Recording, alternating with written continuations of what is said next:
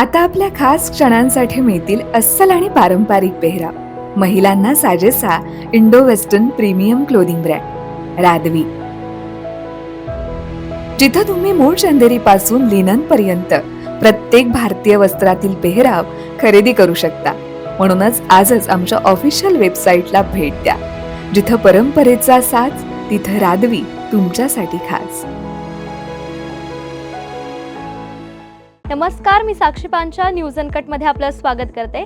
सर्वांना आषाढी एकादशीच्या हार्दिक शुभेच्छा. पाहूयात पुण्यातील काही महत्त्वाच्या घडामोडी. महिलांवरील वाढत्या अत्याचारांना आळा घालण्यासाठी राज्य सरकार आता कठोर पावलं उचलणार आहे.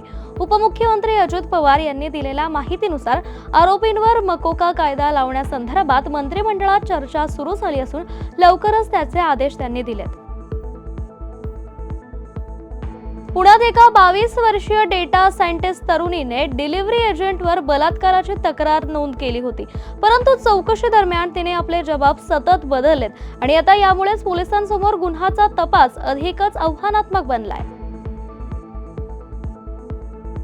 पैशाच्या हव्यासापोटी आई वडिलांनी आपल्या 80 दिवसांच्या चिमुकलीला 7.5 लाख रुपयांनी विकल्याचा धक्कादायक प्रकार पुण्यात उघडकीस आलाय.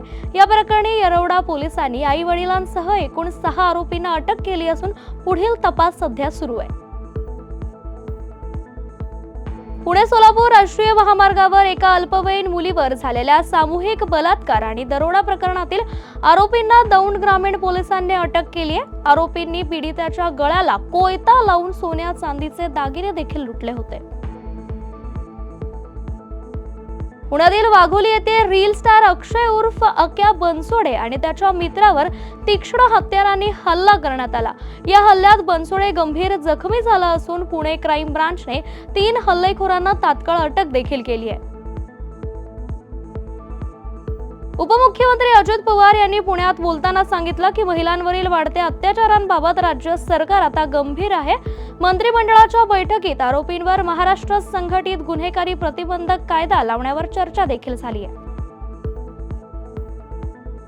खडकी परिसरातील विद्यार्थ्यांसाठी रेज हिल्स सेकंडरी स्कूलमध्ये आता पूर्ण शुल्क माफी देऊन मोफत शिक्षण दिलं जाईल. पद्मश्री मिलिंद कांबळे यांनी the origins factory employees education सोसायटीच्या अध्यक्षपदाचा कार्यभार स्वीकारताना हा महत्त्वाचा निर्णय जाहीर केलाय.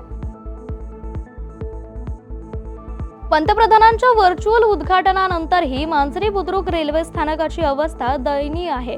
स्वच्छतागृह, पाणी आणि दिव्यांच्या सोयीसाठी प्रवासी त्रस्त असून प्रशासनाने तात्काळ लक्ष देण्याची मागणी त्यांच्याकडून करण्यात आली आहे. पुण्यातील मानसोपचार तज्ज्ञांनी रुग्णांकडून ChatGPT सारख्या AI बॉट्सवर निदान आणि उपचारांसाठी अवलंबून राहणाऱ्यांवर चिंता व्यक्त केली आहे. यामुळे चुकीची माहिती मिळवून आरोग्याला धोका निर्माण होऊ शकतो असा इशारा देखील डॉक्टरांनी दिलाय.